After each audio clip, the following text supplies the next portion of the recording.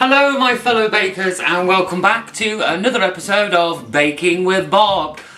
What's on the menu today? I'm sure you've already seen from the thumbnail. Yes, it is episode 2 of my keto low carb bakes. So what is in store for this episode? Well, it's something I have set the oven off. It's something I have previously created before, but not keto. So I'll put a link in the video if you're interested, if you're not low carb. But I have done chocolate fudge before. Now, I had an inbox message from somebody, they didn't say whether I could mention their name or not, so I won't, asking if I could do a low carb version of the chocolate fudge. So yeah, sure, of course we can. So what will we need? Today, we will need, let me just get my list, we will need 100, set the oven off again, I keep standing on the oven. Let's start again, what will we need? We will need 170 grams of unsweetened baking chocolate. I've showed you this in the last recipe. I get mine online and it's a sugar-free dark chocolate buttons that you can buy. I'll put a link below so you can see. You will also need half a cup of confectioner's or sweetener, basically. Now there's so many sweeteners out there and they all have a different amount. So 1 spoon of sugar equates to 10 grams of another one and blah blah blah. So I'm just going to tell you what I'm using. I'm using this. It's the Stevia granulated sweetener. It is from Morrison's in the UK. Its advice on the back is 100 grams of sugar is 10 grams of stevia for the same amount of sweetness. So that's what we're using today. You can use other sweeteners, but please make sure you check the online chart and guide that you can get. Now I might put this on the website bakingwithbob.co.uk, which shows you what I'm trying to explain of 1 spoon of sugar equals a 1/16 of a spoon of stevia, etc. But don't take those amounts for definite. Please check out the charts. Just Google sweetener chart and you'll find it. What else will we need? We will need 1 cup of salted butter, which equates to about 227 grams. You'll also need 6 tablespoons of double cream or heavy whipping cream and 2 teaspoons of vanilla extract. Now the good thing about this recipe is if you are on an Atkins or a keto or a low carb diet, as you well know, getting a sweet treat or a quick sugar fix is not an option. But with this recipe, it is. You can have a sweet treat without the sugar and it's all done really quickly. It's a 1 bowl mix. You can use the microwave or a double boiler for this recipe. And it really doesn't take long. So let's get started. Let's start by washing my hands. I'll be back in a mo. Okay, so our hands are now dry and washed. So let's start. Let me just make sure we are filming on that camera. So in your bowl, I've already put into mine my chocolate and my stevia. So next what's going to want to go in is the butter. And you literally plonk everything in the bowl. Then we're going to want 2 teaspoons of vanilla extract. So let's put that in. Here we go. So 2 teaspoons vanilla extract. And then we're going to want the tablespoons, which I have not got my tablespoon. Oh, not the camera. Here we go. We are going to want 6 tablespoons of your double cream. And then that can go in. So, here we go, 1, 2,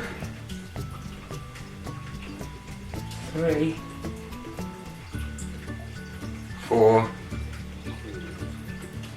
5, and a big dollop for the 6. I like mine to be a little bit extra creamy. Scrape off the spoon. It's not a singing competition, Bob, you don't need to sing every ingredient. And then into the microwave we go. Now, it's best to do this on 50% power on the microwave and do it in 20 to 30 second blasts and give it a stir throughout as well.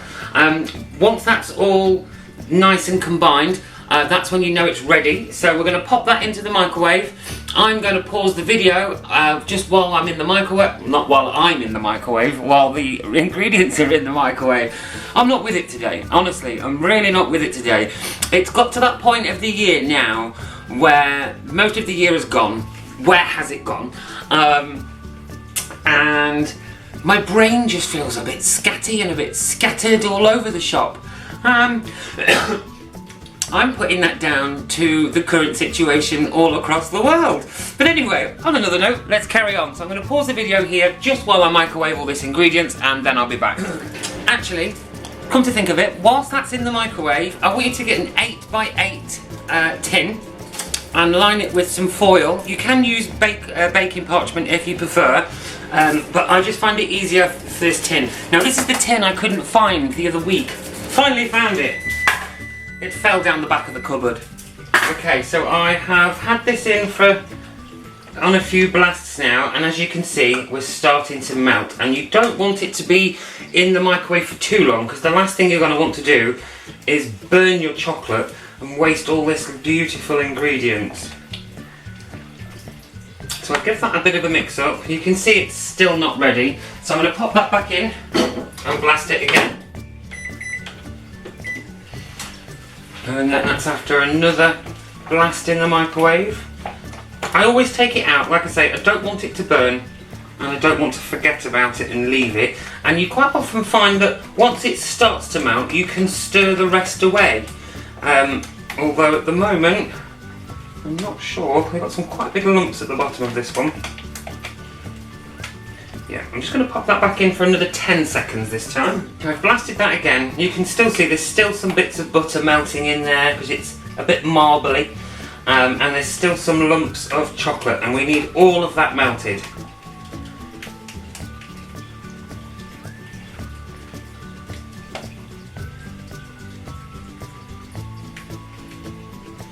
Here we go, we're getting there now. Look how smooth and silky that looks.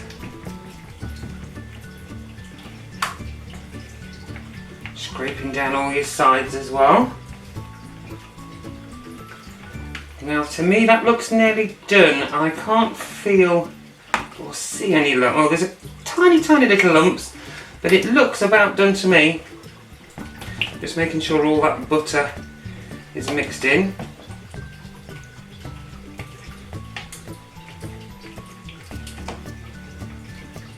And then I'm going to check the bottom. Yep, there's no lumps on the bottom. There's no butter on the bottom.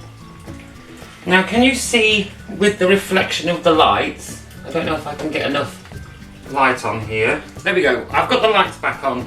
So can you see how silky that is on that camera? And how shiny it is. And that's exactly what we want. I don't know if you can, I don't want to pour it all away, but you can see how smooth that is. It almost starts to look a bit like a mousse. So once you have that consistency, everything's melted and it's starting to look silky, grab your pre-aligned tray, and we are literally pouring the whole lot in. Scrape all your sides down and pour the whole thing in. Now I don't know if you can hear that, but that's actually thunder in the background. So, once it's in, give it a little bit of a shake so it levels out. And then you're going to want to pop that into your refrigerator until firm. And it should take about an hour. So I'm going to pop that in the fridge now.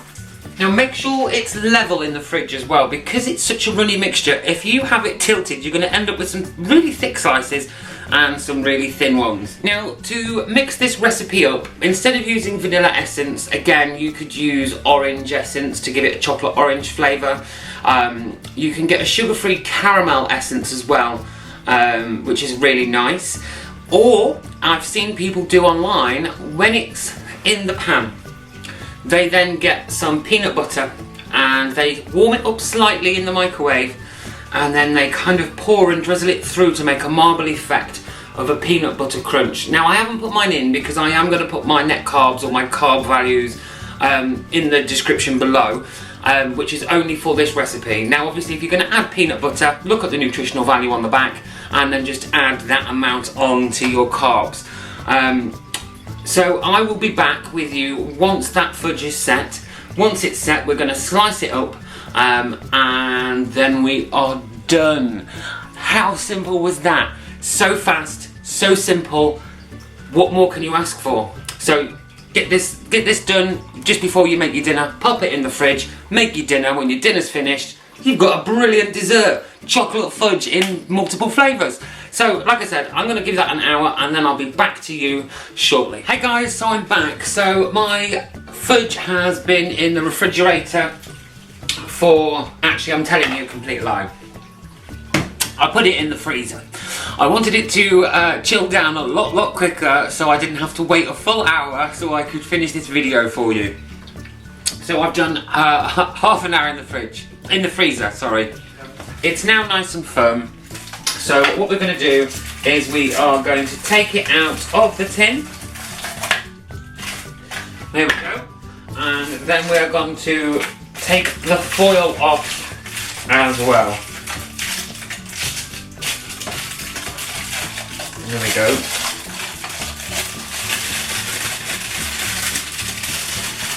So, you can see mine's still slightly malleable, but this is designed to stay in the fridge as well. So I'm going to get myself a bit of greaseproof paper. Oh, not the camera. Are we still? No, we were in focus. There we go. So, like I say, I'm taking it out of the foil, and then we are putting it onto here, like so. Take all the foil away, and that can be binned. And then you're going to slice it into your slices. It's approximately 16 bars. So I'm going to go straight across the middle. And then, let's have a look. Yeah, let's go like so. So just score your lines into the top to give you an idea of how big your bars are going to be. And then down the middle again. So I've actually got 4, 8, 12, 16, 24 actually on mine this time. You can make them bigger, but I prefer to do smaller chunks. That way you feel like you've ate more because you've ate 2 smaller chunks rather than 1 big chunk. So here we go. Let's slice straight through there. I'm just going to grab another knife.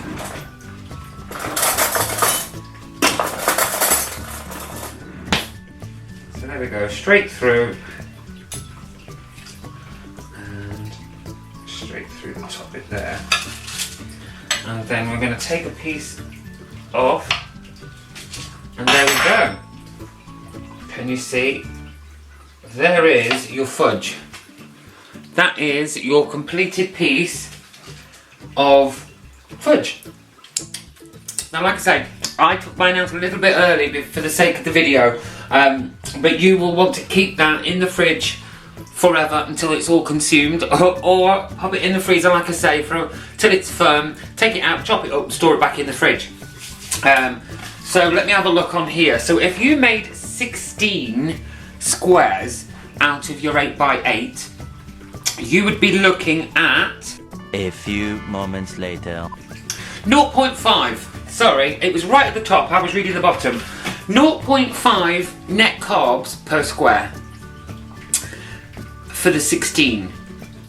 So if you were to make like me 24, then actually you're looking at about 0.3 grams of carb per square, which means you can have that nice treat after your dinner, the nice chocolatey treat. Anyway, I will put everything in the description for you. All the recipe, the method, I'll put the carbs, I'll put the nutritional information on there.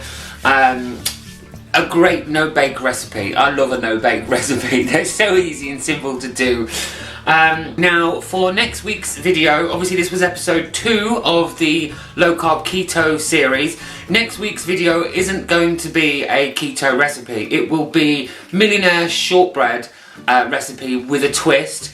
Full sugar, full fat, full chocolate, for all you sugar lovers out there. I am working on a keto low carb version of this, but I have been asked in the past for my millionaire's recipe, so that will be next week's next week's episode.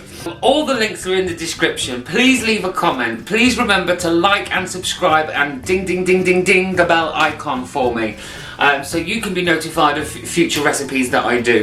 All the social medias should be along the bottom of the screen, somewhere around there. I will link the full sugar recipe in the end card. It's normally here or here, I'm not quite sure which way round it is. If you've got any recommendations or suggestions, please hit me up on my social medias, or you can visit my new website, which is bakingwithbob.co.uk. And you can contact me through there as well. There's also some guide charts on there and some hints and tips and all the bits and bobs that you'd like to know. Apart from that, it's been great seeing you again for another week, and I will see you next time.